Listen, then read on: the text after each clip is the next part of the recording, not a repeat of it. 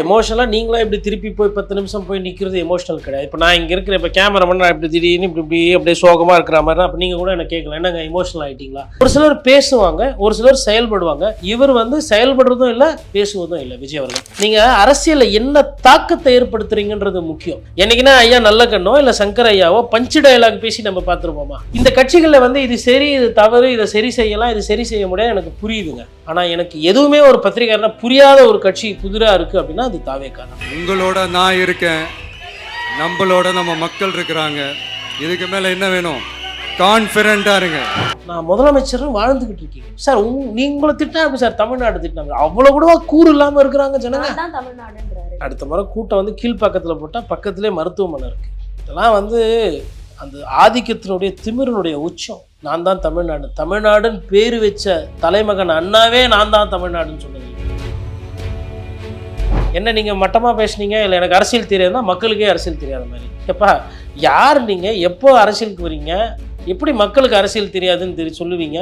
தமிழ்நாட்டில் 234 தொகுதியில் இருக்கிற மக்களுக்கும் அரசியல் தெரியும். ஐயா, அம்மா, தாயே, அப்பா, நண்பா, நண்பி, தோழா, தோழி, செல்லக்குட்டீஸ், பட்டுக்குட்டீஸ்னு ஓட்டு கேட்கணும். நல்லா கேட்பாரு, கனவுல கேட்பாரு. மக்களை வந்து அப்படியே தயார்படுத்துறாரு. நான் வரமாட்டேன், நான் இப்படியே டபாச்சிக்கினே அப்படியே பிரச்சாரம் பண்ணிட்டு ஓட்டு வாங்குவேன், நீங்கள் அப்படியே எனக்கு ஓட்டு போட்டிங்கன்னா நான் முதலமைச்சர் ஆகிட்டு அப்படியே ஹெலிகாப்டரில் பனையூர்லேருந்து அப்படியே ஹெலிகாப்டர்லேயே வந்துட்டு போயிடுவார். அவர் போகிற ரேஞ்ச் அப்படி தான் இருக்குது கிட்டத்தட்ட. இவங்க செய்தி தொடர்பாளர் போதிய அளவுக்கு இல்லை. ஏன்னா இருக்கிற திரு ராஜ்மோகன் அவர்களையோ இல்லை தம்பி ரமேஷையோ அவங்களெல்லாம் நான் வந்து குறைச்சி மதிப்பிடலை. பத்தாதுன்றது தான் என்னோட புரிதல். ஒன்று. இரண்டாவது, தலைமையில் இருக்கிற மேலே இருக்கிறவங்களுக்கு நிறைய நேரத்தில் எதுனா உளறி தள்ளுறாங்க, தப்பாக பேசுறது. அதாவது வலி சண்டை போய் வலிச்சு மாட்டிக்கிறது. யார் சார்? யார்? பிஆர் டீம் தொடர்ந்து வேலை பார்த்துக்கிட்டே இருக்கு. அவரோட அந்த பிராண்டை வந்து பிராண்ட் மோடியை காப்பாற்றுறதுக்கு. மோடியை விரும்புகிறவர்கள் அதிகமாயிட்டாங்கன்னு எடுத்துக்கலாமா? என்ஆர்ஐஸ் இருப்பாங்க இல்லையா வெளியில், அவங்க வந்து பிரைம் மினிஸ்டர் என்ன பண்ணுறாருன்னு தெரிஞ்சுக்கணும்னு கூட ஃபாலோ பண்ணுவாங்க. குமுதம் ரிப்போர்ட்டர் நேயர்களுக்கு வணக்கம். இன்று நம்மோடு சிறப்பு விருந்தினராக இணைந்திருப்பவர் பத்திரிகையாளர் திரு கோட்டீஸ்வரன் அவர்கள். வணக்கம் சார். வணக்கம். நேயர்களுக்கு அன்பு வணக்கம் சார். சமீபத்தில் பார்த்தீங்கன்னா அரசியல் களத்தில் வந்து நிறைய மாற்றங்கள் வந்து வந்துட்டே இருக்கு. நம்ம எதிர்பார்க்காத பல விஷயங்கள் நடந்துட்டு இருக்கு. அரசியல்னாலே அப்படிதான் அப்படின்ற ஒரு விஷயம் இருக்கு இல்லையா? இந்த சமயத்துல வேலூர்ல தாவேக தலைவர் விஜய் அவர்கள் வந்து நிர்வாகிகள் சந்திப்பு கூட்டம் வந்து நடத்தியிருந்தாரு. அங்க நிறைய விஷயங்கள் பேசியிருக்காரு. அங்க என்ன சொல்லியிருக்காரு அப்படின்னா, ஜல்லிக்கட்டு நடத்துறதை பத்தி பேசியிருக்காரு. அங்க ஒரு காளை வருது, அந்த காளையை வந்து அடக்குறோம், அந்த அடக்கக்கூடிய ஒரு சிறுவன் யாரு அப்படின்னு பாத்தீங்கன்னா தாவேகா தான் அப்படின்ற மாதிரி சொல்லியிருக்காரு. அதுக்கு அந்த அடக்கிற வித்தையை வந்து எப்படி சொல்றாருன்னா, புல்லுக்கட்டு கொடுத்து காளையை அடக்குறேன் அப்படின்னு சொல்லியிருக்காரு. அவர் அந்த இடத்துல இருந்து ஆரம்பிக்கிறாரு. அதே கேள்வியை வந்து நான் முன்வைக்கிறேன் சார். ஃபர்ஸ்ட் கேள்வி, மக்களுக்கு வந்து பிரச்சனை நிறைய இருக்குங்க. அரசியல்ல பாத்தீங்கன்னா யதார்த்தமான மக்கள் பிரச்சனை பேசினாலுமே மக்கள் கிட்ட செய்தி போய் சேர்ந்துரும். இப்போ தாவேக்கா வந்து எந்த மாதிரியான ஒரு கட்சி, தாவேக்காவுக்கு வந்து ஒரு நம்பிக்கை தைரியம்லாம் அதிகமாக இருக்குது அப்படின்றத சொல்ல வராரு அந்த ஒரு கதையை சொல்லி. அதற்கு வந்து ஐயா கப்பலோட்டிய தமிழ்னு இருக்காரு. அதற்கு வந்து உங்களுக்கு நிறைய எடுத்துக்காட்டுகள் இருக்குது. சுப்பிரமணிய சிவா இருந்திருக்கிறாரு, தமிழ்நாட்டில் தலைவர்கள் இருந்திருக்காங்க, அகில இந்திய அளவில் தலைவர்கள் இருந்திருக்காங்க. அந்த மரபில் வரவங்க தான் நம்ம. அதனால் தமிழர்களுக்கோ தமிழக வெற்றி கழகத்துக்கோ ஒன்றும் பிரச்சனை இல்லைன்னு சொல்லிட்டு இதே அந்த இடத்துல அறிஞர் அண்ணாவோ இல்லை அண்ணாவால் ட்ரெயின் பண்ணவங்களோ இருந்தாங்கன்னா அப்படி எடுத்துன்னு போவாங்க. அதை இவர் என்ன பண்ணுறாருன்னா, அதாவது அவரோட நோக்கம் சரி, தாவேக்கா தொண்டர்களை உற்சாகப்படுத்தணுன்றது புரியுது. ஆனால் அதை வந்து ஒரு சினிமா பாணியிலே கொண்டு போகிறார். அரசியல் வேறு, சினிமா வேறு. அப்போ அந்த புரிதலில் வந்து அவர் இன்னும் வரலை. நான் நினைக்கிறேன் அவர் வந்து அவராக திங்க் பண்ணி பேசுகிறாரா, இல்லை அவருக்கு யாருன்னா இந்த மாதிரி தப்பாக ஐடியா சொல்லி கொடுக்குறாங்களா எனக்கு தெரியல. அது அவராக பேசினாலும் சரி, இல்லை அந்த ஐடியா மூலிமா கொடுத்து பேசினாலும் சரி, அது எதிர்பார்த்த அளவுக்கு வந்து ஒரு ஒரு ஒரு டயலாக் டெலிவரியாக சேரவில்லை. இதே இடத்துல அந்த இடத்துல நாம் தமிழர் கட்சி சீமான் அவர்களை நீங்கள் வச்சு பார்க்குறீங்க அப்படின்னா, இல்லை வைகோ அவர்களை வைத்து பார்க்குறீங்க, இல்லை திருமாவளவன் அவர்களை வைத்து பார்க்குறீங்க அப்படின்னா, அந்த இடத்துல வந்து ஒரு எழுச்சி உரை மாதிரி அது மாறும். அதிமுகவில் பார்த்தீங்கன்னா பேச்சாளர்கள் இருக்க மாட்டாங்க. ஆனால் அவங்களோட உணர்வுகளை வந்து அதை வந்து ரொம்ப அழகாக பகிரக்கூடிய தன்மை படைத்தவர்கள். அப்போது ஒரு தேர்தல் நேரத்தில் ஒரு தொண்டர்கள் வந்து உற்சாகப்படுத்தணும், ஒரு உணர்வு மயமாக அவங்கள ஆக்கணும். அதற்கு விஜய் அவர்கள் தொடர்ந்து முயற்சி பண்ணுறாரு. ஆனால் அந்த உணர்வு, அறிவுரை, அரசியலை தாண்டி அங்கே வந்து அந்த சினிமாத்தனம் தான் அதிகமாக வருது. அது ஒரு ஆரவாரம், அட்டகாசம், அலப்பறை, சேட்டை அப்படி போயிடுது. எழுச்சியா பேசுறத பத்தி சொன்னீங்க. அவரும் வந்து எழுச்சியா பேசி எமோஷனல்லாம் ஆகுறாரு இல்ல அது மேடையில. எமோஷனலா நீங்களா இப்படி திருப்பி போய் 10 நிமிஷம் போய் நிக்கிறது எமோஷனல் கிடையாது. இப்ப நான் இங்க இருக்கிறேன், இப்ப கேமராமேன் நான் இப்படி திடீர்னு இப்படி அப்படியே சோகமா இருக்கிற மாதிரி அப்ப நீங்க கூட என்ன கேட்கலாம், என்னங்க எமோஷனல் ஆயிட்டீங்களா? இல்ல சார், கூல் டவுன் ஆகும், காம் டவுன் ஆகும். இதெல்லாம் நிறைய ஸ்கிரிப்ட் ஜனங்க பார்த்துருப்பாங்க, நிறைய படம் பார்த்துருப்பாங்க, சீரியல் அன்றாடம் பார்க்குறாங்க. இமோஷன் ட்ராமாவுக்கு டெய்லி சீரியல் திறந்தீங்கன்னா அதுக்கு குறைச்சியே கிடையாது. இந்த அரசியல் என்பது உணர்வுபூர்வமான ஒரு விஷயம், மக்களோட வாழ்வியல் சம்பந்தமான விஷயம். உதாரணத்துக்கு இப்போ நான் சொன்னேன், ஒரு 3 எடுத்துக்காட்டு சொன்னேன். சீமான் அவர்கள் எப்படி இருப்பாங்க, இல்லை வைகோ கடந்த காலத்தில் எப்படி பேசினாங்க, இல்லை இப்போ தற்பொழுது விடுதலை சிறுத்தைகளோட பேச்சுத்தன்மை எப்படி இருக்குன்னு. அப்போ அதோட ஒப்பிடும்போது விஜய் அவர்கள் வந்து இன்னும் ஒரு கத்துக்குட்டியாக தான் இருக்கிறார். ஸோ இப்போ அதை தாண்டி இப்போ அதிமுகவில் பேச தெரியாது, அவங்களுக்கு பெரிய ஒரு இப்போ எடப்பாடி பழனிசாமி இருக்கிறாரு, அவருக்கு வந்து ஒரு பெரிய பேச்சு திறமை என்பது கிடையாது. அதே மாதிரி எம்ஜிஆர் அவர்களுக்குமே பார்த்தீங்கன்னா அந்த ஒரு பெரிய பேச்சு திறமையெல்லாம் இருக்காது. எம்ஜிஆரை பொறுத்தவரைலாம் என்னன்னா ஒரு 3 கேள்வி 4 கேள்வி நறுக்குன்னு கேட்பாரு, கேட்டுட்டு அதை வந்து ஒரு பேசு பொருளை ஆக்கி விட்டுட்டு அரசியல் செய்து விட்டு போயிடுறாரு. அம்மையார் ஜெயலலிதாவை பொறுத்தவரைலாம் பேச்சை வந்து செயல் வந்து இன்னும் வேகமாக இருக்கும். அதாவது பொழுதுக்கும் சங்கர மடத்தை பற்றி பேசிக்கிட்டு சனாதன தர்மத்தை ஒழிக்கிறேன் அப்படி இப்படின்னு பேசிக்கிட்டு அவங்களுக்கு விவிஐபி பாஸ் டிக்கெட்டு போட்டு கொடுத்துட்டு அவங்களுக்கு கும்பாபிஷேகம் பண்ணுறதை விட நீ யாரா வேணா சட்டப்படி தப்புனா தூக்கி உள்ள வைப்பேன்றது ஸ்டேட்மெண்ட். எனக்கு வந்து சமூக நீதிலாம் உங்கள் அளவுக்கு பேச தெரியாது, உங்கள் அளவுக்கு வந்து எனக்கு வந்து கோர்வையாக அடுக்கு தெரியாது, அடுக்கு மொழியில் பேச தெரியாது, ஆனால் 69% ரிசர்வேஷன் வாங்கி தர முடியும் கீழே இருக்க மக்களுக்கு, என்னால் வாங்கி பெற்று தர முடியும்னா அதுதான் சமூக நீதியின் செயல்பாடு. அப்போ ஒரு சிலர் பேசுவாங்க, ஒரு சிலர் செயல்படுவாங்க. இவர் வந்து செயல்படுறதும் இல்லை, பேசுவதும் இல்லை விஜய் அவர்கள். இன்னொரு எடுத்துக்காட்டு சொல்லணும்னா, அம்மையார் ஜெயலலிதா அப்போலோ ஹாஸ்பிட்டலில் இறந்துடுறாங்க. முக்கியஸ்தர்களுக்கு தெரியும். ஓபிஎஸோட வாகனம் பார்த்தீங்கன்னா அவர் அப்போ அன்றைக்கி வந்து கேர்டேக்கர் சிஎம் மாதிரி இருக்கிறாரு, அதனால் அவர் வாகனம் ஃபுல்லாக போயிடும். மற்ற அமைச்சர்கள்லாம் பார்த்தீங்கன்னா பின்னாடி தனித்தனியாக கும்பலாக வருவாங்க. எடப்பாடி பழனிசாமி கும்பலாக வருவார். என்ன பண்ணுறதுன்னு தெரியாமல் திபின்னு எல்லாம் ஓடுவாங்க. ஜெயக்குமார் ஓடுவாங்க, எல்லாம் வருவாங்க. சிவி சண்முகம் தனியாக வருவார். தனியாக வரும்போது C V Shanmugam almost break down. அதாவது சிவி சண்முகத்தை வந்து நீங்கள் இழுதோலாம் பார்க்க முடியாது, இப்படி ஒரு மாதிரி போவார். எல்லாருமே வந்து அவங்களுக்கு தெரிஞ்சு போச்சு. அதாவது என்னன்னா, நேற்று வரைக்கும் நமக்கு வந்து ஒரு பாதுகாப்பு, நம்மளை அமைச்சர் ஆக்கினாங்க, நம்ம எம்எல்ஏ ஆக்கினவங்க இனி நமக்கு இல்லை அப்படின்னு போது அந்த உணர்வு தொண்டருங்க சார்ஜ் ஆகி கத்திக்கிட்டு இருக்காங்க. அங்கே அழுதா இதாகிடும். அட் த சேம் டைம் ஆண்கள் அழ முடியாது. அப்போ அந்த ஒரு காட்சி நீங்கள் பார்த்தீங்கன்னா, ஜெயக்குமார் உள்ளேருந்து வருவார், ஜெயக்குமார் அழுதுகிட்டே வரும்போது ஜெயக்குமார் தள்ளாடுற மாதிரி போகும்போது சிவி சண்முகம் போய் பிடிப்பாரு. 2 பேரும் அவங்கள அறியாமல் மாறி மாறி கட்டி பிடிச்சிட்டு வெளியில் தெரியாது, கிட்ட இருந்து பார்க்கும்போது பார்த்தா அழுதுகிட்டு இருப்பாங்க 2 பேரும். அந்த ஒரு 2 செகண்ட் கழிச்சு திருப்பி வந்துட்டு கண்ணை தொடச்சிட்டு அப்படியே ஒரு மாதிரி நடையாக போயிட்டு அடுத்தது என்ன அப்படின்ற மாதிரி இருக்கும். எதுக்கு சொல்கிறேன்னா, ஒரு சிலர் வந்து உணர்வை வந்து காட்ட தெரியாது, ஆனால் அந்த உணர்வு இருக்கும். இன்னைக்கு காலையில் நான் பார்த்த ஒரு நிகழ்ச்சி என்னை வந்து ரொம்ப பெரிதும் பாதிக்கப்பட்ட நிகழ்ச்சி அப்படின்னு பார்த்தா, தாத்தா நல்லக்கண்ணு இன்னைக்கு நம்ம கிட்ட இல்லை. அதாவது இன்னைக்கு இருக்கிற இளைஞர்கள் 18 வயசோ இல்லை 20 வயசோ ஒரு அறிவு, ஒரு புரிதல் வர, ஒரு கருத்து தெரிகிற வயசில் அரசியல்னா என்ன, ஆளுமைனா என்ன, தைரியம்னா என்ன, வீரியம்னா என்ன, ஏழ்மைனா என்ன, அரசியல் தூய்மைனா என்ன அப்படின்னு ஒவ்வொன்றுத்துக்கும் வகுப்பு எடுக்க வேணாம். கையை பிடிச்சி நேராக இட்டு போய் நல்ல கண்ணுக்கிட்ட காட்டினீங்கன்னா புரிஞ்சிடும், இவர் தான்ப்பா அது, நான் இவ்வளோ பேசினேன், இதுக்கெல்லாம் வந்து வாழ்ந்தவர். இன்னும் அவ்வளோ பேச்சு சொல்கிறீங்க, ஆனால் சாதாரணமாக இருக்கிறாங்க, அவங்க சொந்தக்காரங்களாம் கையில் மோதிரம் கீதிரம் ஒன்றும் இல்லை, எல்லாம் வராங்க அப்படின்னும் போது கொஞ்ச நேரம் நின்று பார்க்குறேன். தோழர்கள் வந்து கூட்டம் வருது, ஒரு தோழர் வந்து இன்னொரு தோழர் வந்து காம்ரேட் வழியில் நிற்காதீங்கன்னு தள்ளி விடுறாப்புல. அவரும் வந்து எதுவும் திருப்பி சொல்லலை. ஒரு காம்ரேடு இன்னொரு காம்ரேடை கட்டுப்படுத்தக்கூடிய தன்மை ஒரு கட்சியில் இருக்குது, ஒரு கட்டுப்பாடு இருக்குன்னா அது கம்யூனிஸ்ட் கட்சி தான். எல்லாம் உணர்வுபூர்வமாக இருக்கிறாங்க, உள்ளுக்குள்ளே அழுதுகிட்டு இருக்காங்க. எங்கள் சொத்து, அவங்க சம்பாரித்த சொத்து, நிலமோ ஊழோ, ஈடி வருமானத்துறை வரியோ இல்லை வரி ஏய்ப்போ, வேலைக்கு காசுக்கு வேலை வாங்கி கொடுத்தோ, அதெல்லாம் கிடையாது. எங்கள் சொத்து போச்சு. என்னையா சொத்து போச்சு அப்படின்னா, தோழர் ஆர்என்கே இறந்து போயிட்டார், நல்லக்கண்ணு இறங்கிட்டார், ஆர்என்கே போயிட்டார், அன்றைக்கி WRV இறந்தோம், இன்னைக்கு இவரை இழந்தோம். அவங்க பொதுவாக அந்த 3 வார்த்தையில் சொல்லுவாங்க. ஜிஎஸ்எஸ் அப்படின்னா ஐயோ சவுந்தர, அதாவது பேர் எனக்கு சரியா ஒரு இனிஷியல் வச்சு சொல்லுவாங்க கம்யூனிஸ்ட் தலைவர்களை. அந்த மாதிரி சொல்லும்போது அப்போ வந்து என்னன்னா, அப்படியே நின்ன இடத்துல நிற்கிறாங்க, ஒரு தள்ளு முள்ளு இல்லை, அங்கேயும் கூட்டம் வருது, பொதுமக்களுக்குன்னு ஒரு பாதை வழி போட்டு கொடுக்குறாங்க, முக்கியமானவங்க வராங்க, அவங்களால கூட்ட நெரிசல் சேருன்னா அவங்களுக்கு ஒரு தனி வழி.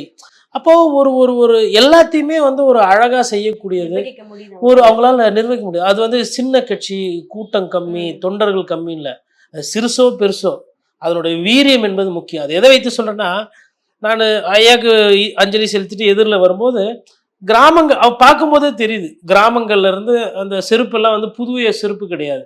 பழைய காலணிகளை போட்டுட்டு கையில் வந்து ஒரு ஒரு பையை வச்சுக்கிட்டு அப்படியே அழுதுகிட்டே வராங்க. அப்புறம் திருப்பி வரவும் ஒரு சிலர்கிட்ட கேட்குறேன், என்னன்னா இல்லை 80களில் ஐயா வந்து எங்கள் ஊருக்கு வந்திருக்கிறாரு, 90களில் வந்து எங்கள் இடத்துல விவசாய இடத்துல ஒரு பிரச்சனை இருந்தது, அப்போ வந்து ஐயா கூட்டம் போட்டிருக்காருன்னு. கிராமத்தில் வந்து இப்போ சொந்தம் செத்து போச்சு, அந்த சொந்தத்துக்கு வசதி இல்லை, அது முதலமைச்சராக இருந்ததில்ல, ஒரு பிரதமராக இருந்ததில்ல, நாடு போற்றும் பெரிய தலைவர்லாம் கிடையாது, ஆனால் மக்கள் மனசில் வாழ்ந்துக்கிட்டு இருக்கிறார் அந்த நினைவலைகள். அதாவது நீங்கள் அரசியலில் என்ன தாக்கத்தை ஏற்படுத்துறீங்கன்றது முக்கியம். என்னைக்குன்னா ஐயா நல்ல கண்ணோ இல்லை சங்கர் ஐயாவோ பஞ்சு டயலாக் பேசி நம்ம பார்த்துருப்போமா? இல்லை சவுந்தரராஜன் இருக்கிறாரு, இல்லை அவங்க பழைய சட்டமன்ற உறுப்பினர்கள் பாலபாரதி இருந்தாங்க. பாலபாரதிலாம் வந்து ஒவ்வொரு மருத்துவ மாணவன் எங்கன்னா மார்க்கு கம்மியாயிடுச்சு, இந்த நீட்டு தேர்வு பாதிப்பு, இதுக்கு முன்னாடி பிரச்சனை இருக்குன்னா அது என்ன ஏது பார்த்து சர்டிஃபிகேட் கிடைக்கல, ஒடுக்கப்பட்ட இடத்துல இருந்து வராங்க, மலை கிராமத்துல இருந்து வராங்கன்னு சொல்லிட்டு நிறைய பேரை போராடி மருத்துவராக்கி விட்டுருக்காங்க. அதே மாதிரி இப்போ அவங்க அந்த இயக்கத்திலேயே வந்து டேஸ் அமைப்பு போன்றவர்கள், டாக்டர் ஃபார் ஈக்குவாலிட்டி, அவங்களாம் வந்து மருத்துவர்கள், ஆனால் அவங்களோட நோக்கமானது கீழே இருக்கிற மக்களுக்கு கூட நிற்கணுன்றது. அப்போது எனக்கு இதெல்லாம் பார்க்கும்போது ஒரு சைடு வந்து ஒரு ஒரு ஒரு தெம்பா ஒரு நம்பிக்கையாக இருக்குது இந்த அரசியல்லாம் பார்க்கும்போது. திமுகவில் நீங்கள் கேட்கவே வேணாம், அவங்களுக்குமே வந்து அந்த எதிர்கட்சியாக இருக்கும்போது பார்த்தீங்கன்னா ரொம்ப கட்டுக்கோப்பாக இருக்கும். இந்த ஆளுங்கட்சியாக வரும்போது ஒரு சிலர் மாற்று கட்சியிலேருந்து வர்றது எல்லாத்தையும் சேர்த்துக்கிறதுனால சில பல பிரச்சனைகள்னால அதனுடைய அடையாளத்தை கொஞ்சம் கொஞ்சமாக திமுக எழுந்துக்கிட்டு வரும். பட் உணர்வோ இல்லை அண்ணா சொல்லி கொடுத்த அந்த வழியிலேயே பார்த்தீங்கன்னா கடமையில் ஒன்றும் குறைவு வைக்கிறது கிடையாது, கட்டுப்பாடில் ஒன்றும் பிரச்சனை இல்லை. ஆனால் கண்ணியம் வந்து ஒரு சில நேரத்தில் மிஸ் ஆகுது. அப்போ கம்யூனிஸ்ட் தோழர்களுக்கு அளவு எந்த இடத்துல கண்ணியம் குறையுதுதான் நீங்க நினைக்கிறீங்க? ஊழல்வாதிகளை கூட வச்சிருக்கிறதே கண்ணிய குறைவு தானே? இல்லை ஊழல் குற்றச்சாட்டு சொல்லிட்டு அவங்களே நீங்கள் அரியணையில் பக்கத்தில் உட்கார வைக்கிறதும் கண்ணிய குறைவு தானே? கோர்ட்டு சொல்லியும் நீங்கள் வந்து நாங்கள் வழக்காடு மன்றத்தில் வந்து எஃப்ஐஆர் போடுன்னு சொல்லியும் நாங்கள் போட மாட்டோன்னு சொல்கிறது கண்ணிய குறைவு தானே? நீங்கள் கண்ணியமானா இல்லையான்றதை கோர்ட்டுக்கு விடுங்க, எஃப்ஐஆரை போடுங்க, அமலாக்கத்துறை வரும் இல்லை அண்டா இருக்கிற துறை வரட்டும், ஏதோ ஒன்று வந்து தொலையிட்டோம், விசாரிக்கிட்டோம். நல்லது கெட்டது அதை தாண்டி நீதி எது நியாயம் எதுன்றதை கோர்ட்டு முடிவு பண்ணும். ஆனா பிரஸ் மீட்ல அவரே நான் ஒரு தப்பும் பண்ணலன்னு பிரஸ் மீட்ல சொல்றாரு. எல்லாரும் சொல்றது தானேங்க. அம்மையார் ஜெயலலிதா கூட நீங்க போய் கேட்டீங்கன்னா ஒரு தப்பும் பண்ணலன்னு தான் சொல்லுவாங்க. அதனால நம்ம அதை கடந்து போக முடியுமா? நான் வந்து அதை தூக்கி வைத்து பாராட்டினா அப்போ என்ன பேசுவாங்க? பத்திரிகையாளரா இல்லை இவர் வந்து அம்மையார் ஜெயலலிதாவோட விசுவாசியா? அதானே வரும் பேச்சு. எனக்கு அப்போ அங்கே யார் அங்கே வந்து நீதியரசர் குன்னா கொடுத்த தீர்ப்பு தானே நான் தலை வணங்கணும், ஒரு சட்டம் படித்த மாணவனா ஒரு பத்திரிகைக்காரன். என்ன சொல்கிறவர்னா கடமை கண்ணியம் கட்டுப்பாடில் இந்த கட்டுப்பாடு ஒரு சில நேரத்தில் கட்சிகள் மெயின்டைன் பண்ணுறாங்க. குறிப்பாக அதிமுக எடுத்துக்கங்களேன், அதிமுக காரங்க போயிட்டு ஏதோ ஃப்ரைட் ரைஸ் கடையில் போய் பாக்ஸிங் போட்ட மாதிரி, ஒரு பார்லர் போய் 8 வச்சா மாதிரி, அந்த மாதிரி நான் எதுவும் சமீபமாக நான் பார்க்கல. அதே திமுகவில் ஒரு சிலர் அந்த தவறுகளை பண்ணுறாங்க. அப்போ கடமை இருக்குது, கண்ணியம் கட்டுப்பாடில் சிக்கல் இருக்குது. அப்போ எதுக்கு நான் வந்து இப்போ ஐயா நல்லக்கண்ணோட இதை ஒப்பிட்டு பேசுகிறேன் அப்படின்னா, ஒரு கட்சியின் மீது குறை சொல்வதுன்றதை தாண்டி அதில் குறையை தவிர்த்து விட்டு அதை நிறையா அவங்க மாற்றிக்கணும். இப்போது எனக்கு வந்து இங்கெல்லாம் என்ன பிரச்சனைன்றதுனால ஒவ்வொரு கட்சியில் சொல்கிறேன். அதே அதிமுக எடுத்திங்கனாலும் ஊழல் குற்றச்சாட்டுக்கு ஆளாயிருக்கிறாங்க, அவங்களும் அதையே தான் சொல்கிறாங்க. நாங்கள் வந்து மடியில் கனம் இல்லை, வழியில் பயம் இல்லைன்னு எல்லாம் பொதுவாக சொல்கிறாங்க. இந்த கட்சிகளில் வந்து இது சரி இது தவறு, இதை சரி செய்யலாம், இது சரி செய்ய முடியாது எனக்கு புரியுதுங்க. ஆனால் எனக்கு எதுவுமே ஒரு பத்திரிகையாளர்னா புரியாத ஒரு கட்சி புதிராக இருக்குது அப்படின்னா அது தாவேகா தான். என்ன சொல்ல வராங்க, அவங்க நிலைப்பாடு என்ன, என்ன அரசியலை முன்னெடுத்துறாங்க அப்படின்னா புரியல. சார் இப்போ கூட நம்ம ஒரு அமைச்சரை பத்தி நீங்க பேசுறீங்க இல்லையா, அவரை வந்து பதவி நீக்கம் செய்யணும்னு அவரும் அது குரல் கொடுத்திருக்காரு, பேசியிருக்காரு, அவரோட வலைதள பக்கத்துல போட்டிருக்காரு. போட்டிருந்தாலுமே வந்து அது போதுமா? ஏன் நான் இதை சொல்றேன்னா, இப்போ விஜய் அவர்கள் வந்து பார்த்தாரு, கொண்டாரு, இப்போ வீட்டுக்கு போயிட்டாரு. ஐயா நல்லக்கண்ணை பற்றி 4 பேர்கிட்ட கேட்டு தெரிஞ்சு அவருக்கு தெரிஞ்சிக்க வாய்ப்பு இல்லை. ஏன்னா நான் பத்திரிகையாளர்ன்ற முறையில் என்னோட அனுபவம் வேற, அவர் சினிமா துறையை சார்ந்தவர், அவரோட அனுபவம் வேற. சினிமா பற்றி என்ன கேட்டிங்கன்னா எனக்கு தெரியாது, அரசியல் பற்றி கேட்டால் தான் எனக்கு தெரியும், மற்ற விஷயங்கள் நமக்கு புரியாது. அப்படி இருக்கும்போது கேட்டு தெரிஞ்சு இன்னைக்கு காலைல ஒரு காணொலி போடலாம், இல்லை இனிமேல் கூட ஒரு காணொலி போடலாம். எதுக்குன்னா அவருக்கு நிறைய லட்சக்கணக்கான தொண்டர்கள் இருக்கிறாங்க. அந்த தொண்டர்களை அரசியல் படுத்தணும் அப்படின்னா இதில் நிறைய சித்தாந்தங்கள் இருக்குது. இதெல்லாம் ஒவ்வொரு சிலபஸ், பாலிடிக்ஸில் கம்யூனிசம் ஒரு சிலபஸ்ஸு, தேசியம் ஒரு சிலபஸ், அதில் பார்த்திங்கன்னா காங்கிரஸ் வரும், திராவிடம் ஒரு சிலபஸ்ஸு, அதில் அதிமுக என்ன மாதிரி திராவிட அரசியல் கொண்டு போகுது, திமுக என்ன மாதிரி திராவிட அரசியல் கொண்டு போகுது, அண்ணா வந்து எப்படி மற்ற தலைவர்களோட வேறுபட்டு இருந்தார், அவர் என்ன செய்தி சொன்னார். அப்புறம் தமிழ் தேசியம் இருக்குது. இதற்கெல்லாம் முன்னாடி முப்பாட்டனார்கள் ராஜராஜ சோழ காலத்தில் வரலாறு என்ன, தமிழர்களோட நாகரிகம் என்ன, தமிழ்நாடு ஏன் தனியாக நிற்கணும், எதனால் அது மொழிக்கு முக்கியத்துவம் கொடுக்கணுன்றது தமிழ் தேசியம். அதுக்கப்புறம் வந்து இவ்வளோ விஷயம் இப்போ கம்யூனிஸ்ட்லேயே வந்து மார்க்சிசம் இருக்குது, லெனினிஸ்ட் இருக்குது, அதிலே எம்எல்லாம் எக்ஸ்ட்ரீம்ஸ்லாம் இருக்குது, அது மாதிரி நிறைய இருக்குங்க. அப்போது இதெல்லாம் படிக்காமல் இது சுருக்கமாக சொல்லணும்னா south Indian, continental, Chinese, tandoori, இல்லை உங்களுக்கு வந்து காலையில் நம்ம கொடுக்குறது பிரேக்ஃபாஸ்ட் அமெரிக்கன் ஸ்டைல் வச்சுக்கோங்க. இவ்வளோ ஃபுட்ஸ் இருக்குது. இதெல்லாம் கற்றுக்கிட்டா தான் நீங்கள் ஒரு நல்ல செஃப்பாக வர முடியும். அது மாதிரி அரசியல் இதெல்லாம் என்னன்னு தெரிஞ்சிக்கினா தான் நீங்கள் ஒரு நல்ல அரசியல்வாதியாக வர முடியும். நீங்கள் எதுவுமே தெரியாமல் ஒன்று திமுக, ஒன்று தாவேக்கா, ஒன்று தாவேக்கா, ஒன்று திமுகன்னு இதையே சொல்லிகிட்டு இருக்கீங்க. நானும் எனக்கு கிடைக்கிற வாய்ப்புலலாம் ஒன்று திமுக, ஒன்று அதிமுக, ஒன்று அதிமுக, ஒன்று திமுகன்னு தான் சொல்லிட்டு இருக்கேன். ஏன்னா அவருக்கு வந்து ஒரு மக்களை வந்து திசை திருப்பி மூளை செலவை செய்யணுன்றது ஒரு நோக்கமாக இருக்குது. ஒரு பத்திரிகையாளராக நான் வந்து election commission of India records என்ன கட்டுதோ அதை சொல்கிறேன். அவர் சொல்கிறது ஃபேக்ட் கிடையாது, அது இல்லூஷன். நான் சொல்கிறது ஃபேக்ட். அப்போது எந்த அளவுக்கு வந்து அவர் வந்து சாமானிய அரசியல்லேருந்து அந்நியப்பட்டு போயிருக்கிறாருன்றதான் இதற்கெல்லாம் வந்து சாட்சி. சரி, இப்போ இவ்வளோ தொண்டர்கள் இருக்காங்கன்னு சொல்கிறீங்க, அவங்க எல்லாருமே வந்து இப்போ அவருக்கு சப்போர்ட் பண்ண மாட்டாங்க?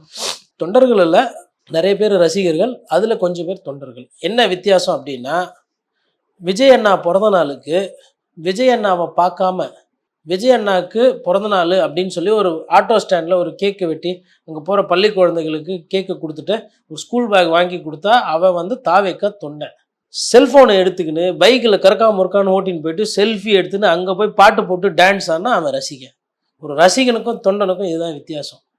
இது அவங்களுக்கு தெரியறதில்ல. இன்னொரு எடுத்துக்காட்டு, ஒருத்தர் தாவேக்கா நிர்வாகி ஃபோன் பண்ணுறாரு, இந்த மாதிரி ஆகிப்போச்சு தோழர், இல்லை இந்த மாதிரி ஆகிப்போச்சு நண்பா அப்படின்னா, எந்த ஆஸ்பத்திரி ரைட்டு, 5 யூனிட் பிளட்டு நான் ஏற்பாடு படுத்துகிறேன், இல்லை நானே வரேன், எனக்கு ஓ பாசிட்டிவ் தான், இல்லை எனக்கு ஏபி நெகட்டிவ் நண்பனுக்கு இருக்குது, நான் கூப்பிட்டு வரேன், ஆஸ்பத்திரிக்கு வரேன், நீங்கள் போய் ஆகிற வேலையை பாருங்கள், நான் வந்துடுறேன் அப்படின்னு போய் அந்த ரத்த தானத்தை அங்கே போய் கொடுத்து அதை எங்கேயோ வாங்கி கொடுத்தா அவர் தொண்டை. ரோட்டில் ஏடாகோடமாக பைக்கை ஓட்டின்னு போய் ஈச்சி ரத்தம் ரோட்லேயே சீந்தனா அவன் ரசிக்கன். இதுதான் அரசியல். இது அவருக்கு எந்த அளவுக்கு புரியுதுமா புரியாதா எனக்கு தெரியல. இப்போ தான் வந்து என் வண்டியை பின்தொடராதீங்கன்னு சொல்கிறாரு. இந்த பின்தொடர்றதெல்லாம் யாருன்றதை பார்த்து ஃபஸ்ட்டு அவர் கண்காணிக்கணும், பார்த்துட்டு அதை சரி செய்யணும். அவரும் கண்டிக்கிறாரே சார், மேலெல்லாம் ஏறாதீங்க உங்களுக்கு கிஸ் தர அப்படின்னு சொல்லி ஃப்ளைங் கிஸ்லாம் கொடுக்குறத பார்க்க முடியும். ஃப்ளைங் கிஸ் வச்சு என்ன பண்ணுறது, அவங்க அது பத்துறது இல்லையே, அவங்களுக்கு இன்னும் அதிகமாக எதிர்பார்க்குறாங்க. விஜய் அண்ணாவை கட்டி பிடிக்கணும், விஜய் அண்ணா தோல் மேலே ஏறிக்கணும், விஜய் அண்ணா காதை பூச்சி கொடுக்கணும், விஜய் அண்ணாவை தடவி பார்க்கணும், இன்னும் கொஞ்சம் நேரம் கொடுத்தா புராண்டி பார்ப்பாங்க. அவருக்கு பயம். அவர் ஒன்றும் வச்சுக்கிட்டு வஞ்சகம் பண்ணல, டிரான்ஸ்ஃபார்மரையே பயம் புத்துற அளவுக்கு ஏறுறாங்க, மரக்கிளையே உடைக்கிறாங்கன்னும் போது நானே கையில் கச்சா என்ன ஆகணும், அவர் பயம் அவருக்கு. நம்ம கூட சொல்லுவோம் இவர் ஏன் பார்க்க மாட்டேறா கொல்ல மாட்டேறா, சரி அவர் இடத்துலயே இருந்து நானும் விஜய் சாரோட பிரச்சனை என்னன்றதை யோசிச்சு தானே நான் பேசணும். எனக்கு வந்ததை நான் பேசிட்டு போக முடியாது. அதாவது அவங்களுக்குள்ள என்னன்னா, விஜய் அண்ணாவால் விஜய் தொண்டர்களுக்கு பாதிப்பு, விஜய் தொண்டர்களால் விஜய் அண்ணாவுக்கு பாதிப்பு. அது வந்து அந்த மேக்னெட்டிக் ஃபோர்ஸ் மாதிரி, எந்த ஃபோர்ஸ் எதை அடிக்குன்னே தெரியாது. அப்படி இருக்கிறதுனால அதை பார்த்து தான் கொண்டு போக வேண்டியதாக இருக்குது. நிறைய ட்ரைனிங் தேவை. போட்டியெல்லாம் அப்புறம் பண்ணிட்டு ஃபர்ஸ்ட் ட்ரைனிங் நிறைய அந்த கட்சிக்கு தேவை, பயிற்சி. தொடர்ந்து அவருக்கு வந்து நிறைய விஷயம் தெரியலன்னு நீங்க சொல்றீங்க, ஆனா அவர் சொல்றாரு என் மேல அவதூறு பரப்புனா அது தமிழ்நாட்டு மக்கள் மேல அவதூறு பரப்புறதுன்னு சொல்றாரு. அவர் இப்போதான் அண்ணாவை பற்றி அரசியலுக்கு வந்து பேசுகிறாரு. நாங்களாம் படிக்கும் போதுலேருந்து பேக்ரவுண்டில் வச்சுக்கிட்டு அவர் என்ன ஏதுன்றத சிறு வயதுலேருந்து வீட்டில் சித்தப்பாலேருந்து பெரியப்பாலேருந்து சொல்லி கொடுத்து வளர்ப்புனாங்க. அரசியலுன்றது வந்து வட சென்னையில் வந்து ரோட்டில் வந்து ஒரு டீ வியாபாரியிலேருந்து பழம் விற்கிறவர்கள் வந்து எல்லாருக்கும் அத்துப்பொடி. நான் வட சென்னைன்றது நான் இருக்கிறதுனால சொல்கிறேன். தமிழ்நாட்டில் 234 தொகுதியில் இருக்கிற மக்களுக்கும் அரசியல் தெரியும். இன்றைக்கி வந்து ஐயா தோழர் நல்லக்கண்ணு தாத்தா இறந்துட்ட உடனே கிராமத்துலேருந்து வராங்களே, அவர் யாருன்னா தெரியுமா? இல்லை நல்ல கண்ணு பார்க்க போகிறாரா, இல்லை நல்ல கண்ணு ஜமீன்தாரா, இல்லை மிட்டாசு மிராஸ்தாரா, இல்லை அவரோட மகன் வந்து வந்தவங்களுக்கு எதனா செய்ய போகிறாரா காணிக்கையா? ஒன்றும் கிடையாது. உணர்வு. நமக்காக அன்னைக்கு வந்தார், எதுவும் எதிர்பார்க்காம வந்தார், அவர் இன்னைக்கு இறந்து கிடக்கிறாரு, அவரை போய் பார்க்கணுன்ற அந்த உணர்வு இருக்கு இல்லையா, அந்த தமிழர்கள் உணர்வு, அதுதான் அரசியல். அப்படி இவர் என்ன உணர்வை பெருசாக ஏற்படுத்திட்டார். இவரும் கிராமங்களுக்கு போகிறதா சொல்லியிருக்காரு. ஜெயிச்சா போவார், தோற்று போயிட்டா என்ன கேரண்டி? நான் என்ன கேட்குறேன்னா, நீங்கள் என்ன சார், யார் சார் நீங்கள் ஃபஸ்ட்டு கேட்டால், இன்னைக்கு ஓகே உயர்நீதிமன்றம் போயிருக்காங்க. நான் கூட உயர்நீதிமன்றத்தில் தாவேக்கா நிறைய வழக்கு தொடர்றதில்லைன்னு பேசிகிட்டு இருந்தேன். நான் பேசினது என்னன்னா, ஊழலை பத்தி பேசுறீங்களே, ஊழல்வாதியா இருக்கிற அமைச்சர்கள் மீது நீங்க என்ன வழக்கு தொடர்ந்தீங்க? உதாரணத்துக்கு அதிமுக வந்து இன்பதுரையை வைத்து வழக்கு தொடர்ந்தாங்க. அதில் தான் எஃப்ஐஆர் போட சொல்லி வருது ஐயா KN நேரு மீது. அதே மாதிரி ஒரு சில ஊடகவியலாளர் கடந்த காலத்தில் வந்து ஒரு சில ஊழல் பற்றிலாம் பேசியிருக்காங்க, கைது செய்யப்பட்டிருக்காங்க, சிறையில் தூக்கிலாம் வச்சுருக்காங்க. தாவேக்கானுடைய நிலைப்பாடு என்ன? தாவேக்காவோட அந்த விஷயத்தில் ஈடுபாடு என்னன்னா ஒன்றுமே கிடையாது. யாருன்னா பத்திரிகையாளங்க பேசினா அவங்களுக்கு சப்போர்ட் பண்ணது கூட கிடையாது, குறைந்தபட்சம். இல்லை யாரோ ஒரு ஒரு ஒரு அறப்போர் இயக்கம் மாதிரி அவங்க அறப்போர் இயக்கம் தொடர்ந்து பேசிக்கிட்டு இருக்கிறாங்க.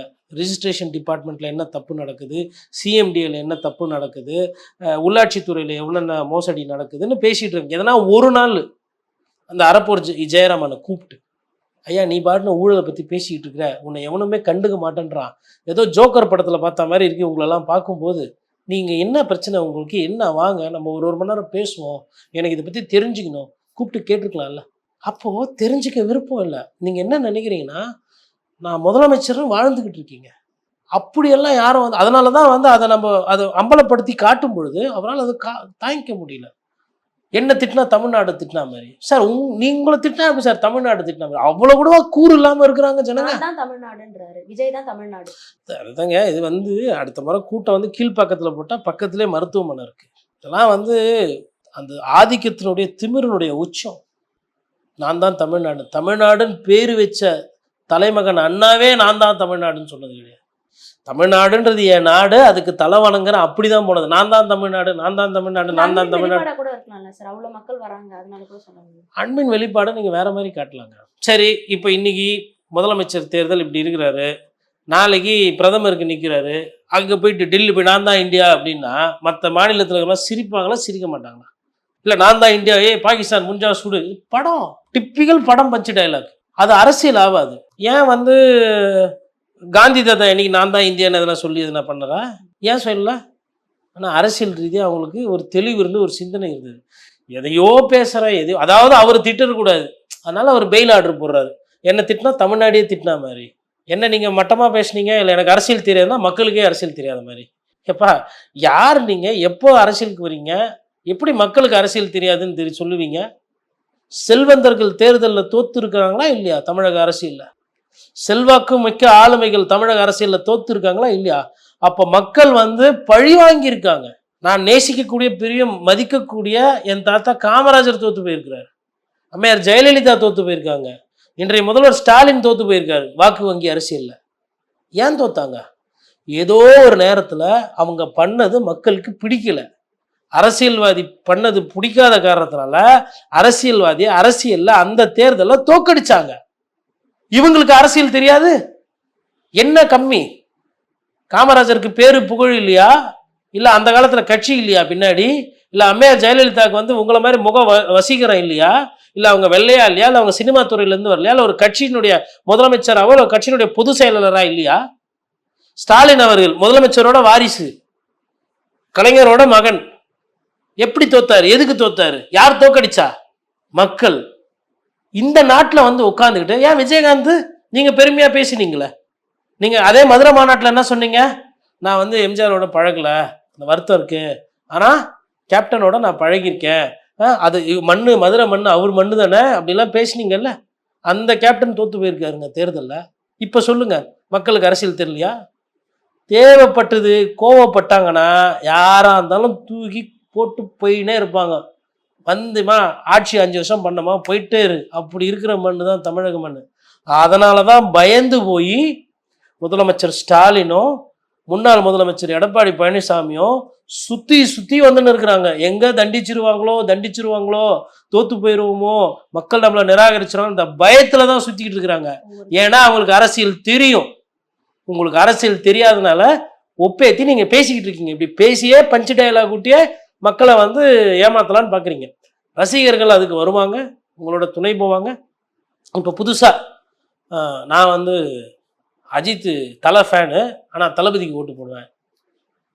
தலையோட ஃபேனை நீங்கள் புரிஞ்சிக்கல, சூப்பர் ஸ்டார் ஃபேனை நீங்கள் புரிஞ்சிக்கல. நாளைக்கு இதே அஜித் கட்சி தொடங்கியிருந்தா இவ்வளோ பெருந்தன்மையாக நீங்கள் பேசுவீங்களா? ஏன் அவருக்கு பத்மா அவார்டு வந்துச்சே, பாராட்டினீங்களா? இல்லை அவருக்கு ஒரு நன்றி சொன்னீங்களா? ஆஸ்பத்திரியில் ஆக்சிடென்ட் ஆகி இருந்திருப்பார், எதனா அன்றைக்கி பேசியிருப்பீங்களா? நட்பை வெளிப்படையாக காட்டினீங்களா? இல்லை சூப்பர் ஸ்டார் படம், அவர் படையும் உங்கள் படத்தையும் கம்பேர் பண்ணி அவர் படத்தை விட எங்கள் படம் சூப்பர் சூப்பர்னு சமூக வளத்தில் பூரா வெறுப்பேற்றுனீங்களே, இதுதான் அரசியலா? மொத்தம் சினிமா. ஒருவேளை அரசியல் சிந்தனை இருந்திருந்தால் என்னைக்கா இல்லைனாலும் இவங்களோட தயவு நமக்கு தேவை, என்னைக்கா இருந்தாலும் தலையோட ரசிகர்களோட ஆதரவு நமக்கு தேவை.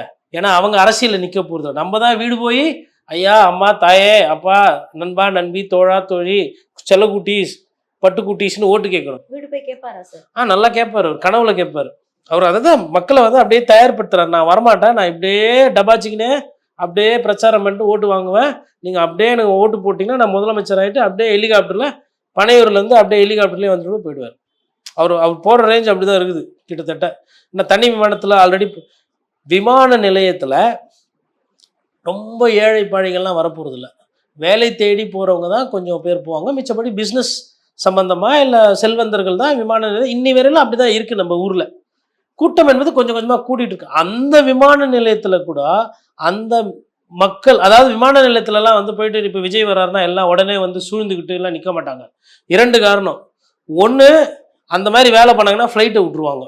போகிறவங்க 20,000 ரூபா 10,000 ரூபா 15,000 ரூபா கொடுத்து டிக்கெட்டை வாங்கிடுமோ அந்த கால் ஃபார் வரும்போது அங்கே போனால் அங்கே வந்து இப்படி நில்லு இப்படி நில்லு இப்படி நில்லுன்ட்டு போட்டு ஒரு வழி பண்ணுவாங்க. இமிக்ரேஷன் செக்கு கிளியர் பண்ணி பேகேஜை கிளியரன்ஸ் பண்ணி அதுக்கப்புறம் கீழே போய் போர்டிங் பாஸை வாங்கி அந்த வண்டியில் ஏறி அந்த வண்டி போய் நிற்கிறதுக்குள்ள அது ஒரு ப்ராசஸ். யாரும் ஃப்ளைட்டு நோக்கி போகிறவங்க போய் விஜய் நான் வந்து நிற்க போகிறேன் வேணா டாட்டா காட்டவும் ஹாய் ஹாய் ஹாய் அவ்வளோதான். அந்த இடத்துல கூட பழகாத ஒரு நபர் தான் விஜய் சார். ஏன்னா அவருக்கு மக்கள்கிட்ட பழகிறது பிடிக்கல, ஆனால் முதலமைச்சர் பதவி வேணும். இதுதான் அந்த முரண். ஏன் அவர் மக்கள்கிட்ட போக மாட்டேன்றாரு, ஏன் மக்கள்கிட்ட பழக மாட்டேன்றாரு, ஏன் கிராமந்தோறும் போய் பிரச்சாரம் பண்ண மாட்டேன்றாரு, ஏன் 214 தொகுதியில தானே வேட்பாளர் போடுறீங்க, அப்ப 214 தொகுதியும் போய் ஓட்டு கேட்கணும்ல. தடை போடுறாருன்னு சொல்றாங்களே சார், ஆளும் கட்சி வந்து நான் போடுறதுக்கு. சரி, நேத்து நைட்டு ஐயா நல்லக்கண்ணோட இறப்பு போய் பார்த்தாரு. யாரு தடை போட்டது எனக்கு தெரிஞ்சா? கூட்டம் சேருமா? கூட்டம் சேர்ந்துச்சு. கூட்டம் ஆல்ரெடி அங்கே இருந்துச்சு. யாருக்கிட்ட சொல்லிட்டு இவரு போனார்? யாருக்கிட்ட பர்மிஷன் வாங்கினார்? டி நகர் டிசி கிட்ட பர்மிஷன் வாங்கினாரா? ஜேசி சவுத்து கிட்ட பர்மிஷன் வாங்கினாரா? யாருக்கிட்ட பர்மிஷன் வாங்கினார்? சும்மா அந்த எதிரில் இருக்கிற குட்டி பசங்க கிட்ட சொல்ற மாதிரி பத்திரிகையாளர்கள்கிட்டயோ பொதுமக்கள்கிட்டயோ சொல்லிட்டு போக முடியாது. ஒரு நபர் ஒரு இடத்துலேருந்து இன்னொரு இடம் போகிறதுக்கு பர்மிஷன் வாங்க வேண்டிய அவசியமே கிடையாது. கூட்டம் போடுறது தான் பர்மிஷன். அந்த கூட்டத்துக்கு கூட நிறைய ரெஸ்ட்ரிக்ஷன் போடுறாங்க. ஒரு மாசத்துக்கு முன்னாடி நான் என்ன சொல்றேன்னா ஒரு நாடு முழுவதும் நடைபயணம் போங்க. எல்லா இடமும் நடைபயணம் போனா இப்போ ஒட்டஞ்சத்திரத்தில் நடைபயணம் வராருன்னா திண்டுக்கல்ல இருக்கிறவங்க தள்ளி முள்ளின்னு வந்து நிற்பாங்களா? திண்டுக்கல்ல வரும்போது பார்த்துக்கலாம் தானே இருப்பாங்க. திண்டுக்கல்ல முடிச்சுட்டு மதுரை போகும்போது மதுரையில் பார்த்துக்கலாம் தானே இருப்பாங்க. மதுரையை முடிச்சுட்டு மதுரையிலேருந்து அப்படியே தேனி போகும்போது தேனியில் பார்த்துக்கலாம் தானே இருப்பாங்க. ஆனால் நீங்கள் வந்து கரெக்டாக வந்து வேணும்ட்டே வந்து சார் 5000 பேருன்றீங்க. சத்தியமாக சொல்லுங்கள், 5000 பேர் தான் வராங்களா? QR கோடு பிரகாரம் பார்த்து தான் இன்னைக்கு கோர்ட்டுக்கு போயிருக்கீங்க. 5000 பேருக்கு மேலே விடுறது இல்லைன்னு அந்த பேரிகேடை தள்ளின்னு எவ்வளோ 100கணக்கான பேர் ஓடுறாங்க. அதெல்லாம் கணக்கு இல்லையா? காவல்துறை விடலையா? ஒரு மாயை செட் பண்ணுறாங்க. எங்களை தடுக்கிறாங்க, எங்களை ஒடுக்குறாங்க, எங்களை அமுக்குறாங்க. யாரும் அமுக்கவும் இல்லை. FIRல கூட பேரை சேர்க்கலை, கைது செய்யலை. எந்த கூட்டம் அவங்க இன்னைக்கு கேட்டு அந்த இடத்துல கூட்டம் மொத்தமாக நிராகரிக்கப்பட்டது சொல்லுங்க? ஈரோடுல நடத்தியாச்சு, பாண்டிச்சேரியில் நடத்தியாச்சு, சேலத்துக்கு போயாச்சு, கரூர் காவு அளவுக்கு பண்ணியாச்சு, அதுக்கு முன்னாடி நாமக்கல் போயாச்சுன்னு நினைக்கிறேன். அதுக்கப்புறமா வந்து இப்போ வேலூர் வந்தாச்சு. ஏன் இதுக்கெல்லாம் யார் பர்மிஷன் கொடுத்தது? முன்னாடி VHouse விக்ரவாண்டி கிட்ட பர்மிஷன் கொடுத்தது யாரு? மதுரை மாநாடுக்கு பர்மிஷன் கொடுத்தது யாரு? இதே காவல்துறை தானே. அப்போ வந்து இங்கே வந்து என்ன கம்யூனிஸ்ட் தோழர்கள் ஆட்சியில் இருந்தாங்க, இல்லை காங்கிரஸ் கட்சி? ரொம்ப அலைக்கழிச்சு கொடுக்குறாங்க எங்களுக்கு. எல்லாருக்கும் அலைக்கழிச்சு தான் கொடுக்குறாங்க. இப்போ சீமான் போட்டாரு திருச்சியில் கூட்டம், 5 லட்சம் பேர் கூட்டம் வந்தாங்க. எதனா ஒரு பிசிறு தட்டுச்சு அப்படி நிற்கிறாங்க சோல்ஜர் மாதிரி. போகும்போது சேரை எடுத்து குட்டி பசங்க சேர் எடுத்து போடுறாங்க. இங்கே இருக்கிற பிளாஸ்டிக் எல்லாம் எடுத்து குப்பையில் போட்டு போகிறாங்க. பார்க்கும்போது அந்த கட்சி தோக்குதோ ஜெயிக்குதோ அது அப்புறம், ஆனால் அந்த கட்சி இருக்கணும் அப்படின்ற ஒரு உணர்வு வரும். பார்க்கும்போது கட்சினா இப்படி தான் இருக்கணும், ஒரு இருக்கணும், கட்டுப்பாடு இருக்கணும். யாரும் வந்து சீமான் தான் கட்சி தலைவர், சீமானை போய் அப்படியே யாரும் அப்படியே முக்கிலையே. வராங்க, பார்க்குறாங்க, 1 மணி நேரத்துக்கு மேலே பேசுகிறாருங்க, 1.5 மணி நேரத்துக்கு மேலே பேசுகிறாரு, நிற்கிறாங்கங்க ஜனங்க. அப்போ அவங்களும் தான் கட்சி நடத்துகிறாங்க. அவங்கன்னா 2000 கட்சி நடத்துறாங்களா இல்லை 1950 கட்சி நடத்துறாங்களா? அவங்களும் இதே 2026 தான் கட்சி நடத்துறாங்க. நீங்களும் 2026 தான் கட்சி நடத்துறாங்க. சீமானு வண்டி என்ன பண்ண, சீமான் என்ன பேசியிருப்பாரு? நான் அந்த ஸ்பீச்சை உள்ள கேட்கலங்க. 100% என்ன பேசியிருப்பாரு? திமுகவை திட்டி பேசியிருப்பாரு, பாஜகவை கிண்டல் பண்ணியிருப்பாரு, அதிமுகவை மட்டம் தட்டியிருப்பாரு, தாவேக்காவை மேபி பேர் சொல்லாமல் எதனா நையாண்டி பண்ணியிருப்பாரு. இதானே பண்ணியிருப்பாரு. இதற்கு வந்து போலீஸ் உடனே வாங்க சீமான் வாங்க, நாங்கள் எல்லா பர்மிஷன், அவங்களுக்கு கண்டிஷன்ஸ் கொடுத்துருக்க மாட்டாங்கன்னு நினைக்கிறப்பா. ஒவ்வொரு அரசியல் கட்சிக்கும் அதிகாரிக்கு எதனா ஒன்று அசம்பாவிதம் ஆகி போச்சுன்னா கோர்ட்டுக்கு பதில் சொன்னோம். அதுக்கு பயந்து இந்த ரூல்ஸ் இதெல்லாம் அபாய்ட் பண்ண கையெழுத்து எழுதி வாங்கிட்டு தான் கொடுப்பாங்க. இவரு தான் சும்மாங்காட்டி, அதாவது வட சென்னை சொல்லுவாங்க, ஆட தெரியாதவங்களுக்கு காலில் சுழுக்குன்னாங்களாம் அப்படின்னு ஒரு நடிகை பேரை சொல்லுவாங்க. நான் நாகரிகம் கருதி அதை சொல்லலை. அந்த மாதிரி இவருக்கு ஆட தெரியாமல் இவர் காலில் சுழுக்கு வச்சுக்கிட்டு அவங்க என்னை காலை முடிச்சிட்டாங்க, இவர் கையை இது பண்ணிட்டாரு, இவராக கதை கட்டி விட்டுட்டு இருக்கிறார். இவர் வந்துங்க மக்கள்கிட்ட ஒரு காரணம் சொல்லணும், ஏன் வரலன்னு மக்கள் கேட்டுடக்கூடாது. மக்கள் கேட்காம இருக்கிறதுக்காக இவர் என்ன பண்றாரு, என்ன உடலன்றது சொல்றாரு. இப்போ நேற்று வந்து நல்லக்கண்ணை போய் பார்த்தாரு. ஐயா ராம்தாஸ் மருத்துவமனையில் அட்மிட் ஆயிருந்தார். மருத்துவர் போய் பார்த்துருக்கலாம்ல. கூட்டணி போவானா சார்? அவங்க வன்னியர் சமுதாயம் ஃபாலோ பண்ணுவாங்க, உங்களுக்கு சிறுபான்மையின மக்கள், ஒடுக்கப்பட்டவர்கள், தாழ்த்தப்பட்டவர்கள் அதிகமாக விஜய் சாருக்கு இருக்கிறாங்க, நான் ஒத்துக்கிறேன். அது சேர்ந்தா ஃபியூஸ் ஆகுமா, அது கரெக்டாக கூட்டணி வருமா, வாக்குகள் மாறுமா எனக்கு தெரியாது, அவ்வளோ சோஷியல் இன்ஜினியரிங் தெரியாது. அவர் ஒரு சமுதாயத்தினுடைய பெரியவராக பார்த்தாலும் சரி, இல்லை ஒரு பெரிய அரசியல்வாதியாக பார்த்தாலும் சரி, அவரை போய் பார்த்துருக்கலாம்ல. அதான அரசியல். பங்களாலேயே இருக்கிறீங்க, எத்தனை பொது நிகழ்ச்சியில் நீங்கள் கலந்துக்கிறீங்க? பத்திரிகையாளர் சம்மேளனம் கான்க்ளேவ் நடத்துகிறாங்க, NDTV நடத்துனாங்க, இந்தியா டுடே, அப்புறம் நியூஸ் 18, எதுக்குமே வரமாட்டேன். வேணா வீட்டுக்கு வந்து ஃபோட்டோ எடுத்துக்கோங்க, நான் வெள்ளை டிஷர்ட் போட்டேன், நீங்களும் வெள்ளை டிஷர்ட் போடணும், நான் அப்படியே இப்படி சோகமாக நிற்கிற மாதிரி இருப்பேன், நீங்களும் சோகமாக இருந்த மாதிரி கீழே கேப்ஷன் பண்ணோம். கரூர் பற்றி கேட்டவொன்னே அவர் சோகமாயிட்டார். என்ன வேலை இது? இப்போ நிறைய விஷயங்கள் தாவேக்கா பத்தி பேசிட்டு இருக்கோம் சார். ஊடக விவாதங்கள்ல வந்து நிறைய கட்சிகள்ல இருந்து வருவாங்க, பத்திரிகையாளரா நீங்களும் போய் நிறைய இடத்துல கலந்துட்டு இருக்கீங்க.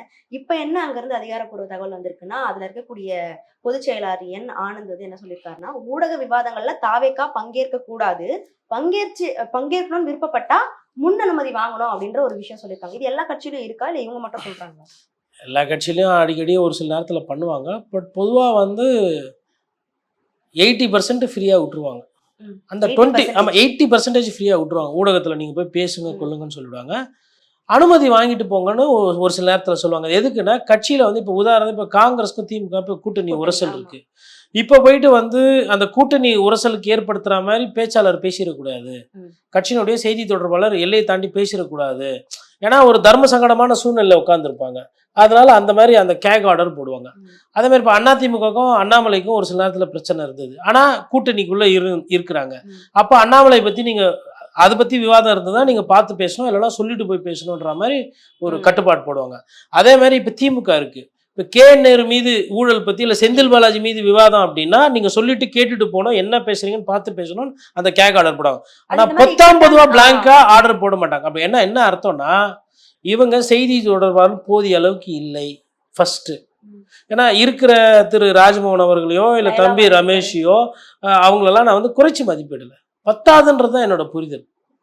ஒன்று. இரண்டாவது, தலைமையில் இருக்கிற மேலே இருக்கிறவங்களுக்கு நிறைய நேரத்தில் எதுனா உளறி தள்ளுறாங்க, தப்பாக பேசுறது, அதாவது வலி சண்டை போய் வலிச்சு மாட்டிக்கிறது. யார் சார்? ஏன் ஆதவர்ஜனும் வீசிக்கா அவங்க கூட கூட்டணி வரல, என்ன திருமாண்ண மொத்தமாக காலின அப்படின்னா என்னன்னா, மறுநாள் அவங்க எதிர்வினை ஆட்டுறோம்னா அப்புறம் மறுநாள் நான் அப்படி சொல்லலை இப்படி சொல்லலை, நான் கிட்டத்தட்ட அப்படி மன்னிப்பு கேட்காம மன்னிப்பு கொடுத்த மாதிரி ஒரு பதிவு போட்டாரா? எதுக்கு? 20 பேர் தான் இருக்காங்க. அப்புறமா அதிமுகவை சீண்டுனீங்க. இப்போ ஒவ்வொரு அமைச்சராக சொல்கிறாங்களா, என் காரில் எப்படி வந்தார் இவர் புட்டி பாம்பு மாதிரி, படம் ரிலீஸுக்கு நாங்கள் எப்படிலாம் உதவி பண்ணணும், கடம்பூர் ராஜு ஃபோனை காட்ட, எஸ்பி வேலுமணி இப்போ அதெல்லாம் பற்றி பேச, ஏன் சார் கோயம்புத்தூரில் காரில் அமுக்கமாக வந்து உட்காந்துருந்தீங்களா, அன்றைக்கி தெரியலையா பெரிய பக்காமாஸ் தலைவர்னு எடப்பாடி பழனிசாமி கிட்ட போய் இப்படி நின்று படம் ரிலீஸ் அப்போ கேட்டிங்களே சார், அம்மையார் கிட்ட இப்படி நின்று காட்சி போட்டது எல்லாருக்குமே தெரியும். எல்லாருக்கிட்டையும் பண்ணியிருக்கிறார் இவர். இது இப்படியே போச்சுன்னா ஆனால் நாளைக்கு உதயநிதி ஸ்டாலின் மற்றவங்களும் வந்து ரிலீஸ் பண்ணுவாங்க பொழுது. இவர் யார் தெரியுதா, இவர் தான் மிகப்பெரிய போராளி, இவர் தான் பாருங்க எப்படி நிற்கிறார் பாருங்கன்ற அவங்களும் போடுவாங்க. ஏன்னா போகிற இடம்லாம் ரெக்கமெண்டேஷனாக நிறைய விஷயம் கேட்டு பெற்றிருக்கிறார். முதல் முறையாக இந்திய பிரதமர் மோடி அவர்களுக்கு 10 கோடி ஃபாலோவர்ஸ் வந்து வந்திருக்கு. இதுதான் வந்து ஃபர்ஸ்ட் டைம், எந்த பிரதமருக்கும் இல்லை அப்படிங்கிற வந்து செய்தி வந்திருக்கு. இது எப்படி பார்க்குறீங்க? இதில் ஒன்றும் பெருமைப்படுறதுக்கு ஒன்றும் இல்லைங்க. 150-160 கோடி ஜனங்கள் இருக்கிற ஒரு நாடு நம்மளுது. அவர் இந்த இந்திய திருநாட்டு பிரதமர். தொடர்ந்து ஒரு டீம் வந்து ஃபாலோ பண்ணி வேலை பார்த்துக்கிட்டே இருக்கிறாங்க. இவர் லைக்ஸ் வரணும், ஃபாலோவர்ஸ் வரணும்னு சொல்லிட்டு அது ஒன்று பண்ணுறாங்க. அப்புறம் he is becoming popular in north India day by day. அது தென்னிந்தியாவிலேருந்து பார்க்கும்போது இப்போ சென்னையில் வந்தால் நமக்கு வந்து அதனுடைய அவரோட அந்த மோடிக்கு இருக்கிற அந்த ஃபேன் ஃபாலோவர்ஸோ அவருக்கு இருக்கிற அந்த ஆரவாரமோ நமக்கு புரியாது. நம்மளோட அரசியல் சிந்தனை நம்ம உருவாக்கப்பட்ட விதம், நமக்கு சொல்லிக் கொடுத்த விதம், அண்ணாவால் பதப்படுத்தப்பட்ட மண் இது, அறிஞர் அண்ணாவால். அப்படி இருக்கும்போது அவங்க ஹிந்தியில் சொன்னால் நம்ம இங்கிலீஷில் பதில் சொல்லுவோம். அவங்களுக்கு அது புரியாது. அவங்க பேசுகிற ஹிந்தி நமக்கு தெரியாது. தமிழில் பேசினா பிரச்சனையாகும். இதுதான் சூழல். அவருக்கு வட இந்தியாவில் ஃபாலோவர்ஸ் ஜாஸ்தி ஆகிட்டு இருக்கிறாங்க. அதனால் அது இல்லாமல் ஒரு பிஆர் டீம் தொடர்ந்து வேலை பார்த்துக்கிட்டே இருக்குது. அவரோட அந்த பிராண்டு மோடியை காப்பாற்றுறதுக்கு.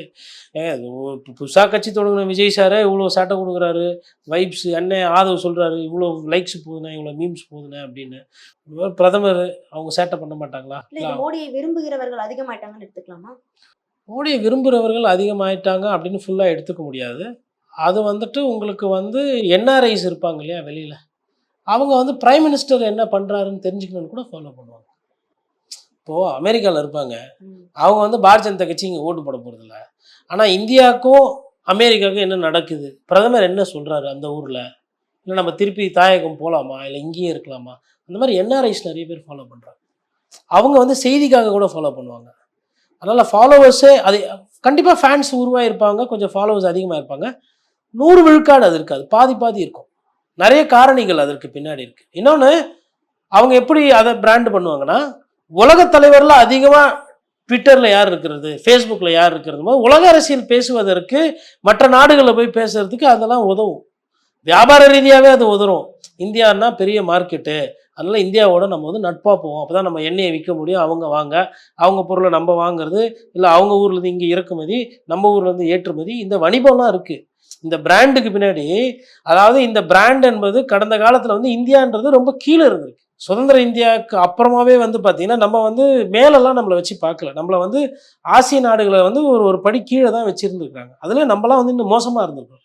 இன்றைக்கி இந்தியா மேலே வர பொருளாதாரத்தில் ஏற 5வது பெரிய பொருளாதாரம், 4வது பெரிய பொருளாதாரம், இன்னும் கொஞ்சம் நாளில் 3வது பெரிய பொருளாதாரம், ஒரு நாள் இல்லைனாலும் ஒரு நாள் வந்து மிகப்பெரிய பொருளாதாரத்துக்கு வரதுக்கு வாய்ப்பு இருக்குது. இல்லை 2வது பெரிய பொருளாதாரமாக வரும்.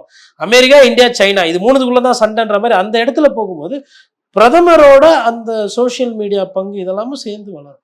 ஓகே சார், நிறைய விஷயங்கள் பகிர்ந்துக்கிட்டீங்க. உங்கள் நேரத்துக்கும் கருத்துக்கும் ரொம்ப நன்றி. நன்றி. தமிழக தேர்தல் களம் 2026. யாருடன் யார் கூட்டணி, வெல்ல போகும் அணி எது? பரபரப்பான அரசியல் செய்திகளை உடனுக்குடன் வழங்குகிறோம். உங்கள் குமுதம் நியூஸ் 24/7 லிங்க் டிஸ்கிரிப்ஷனில்.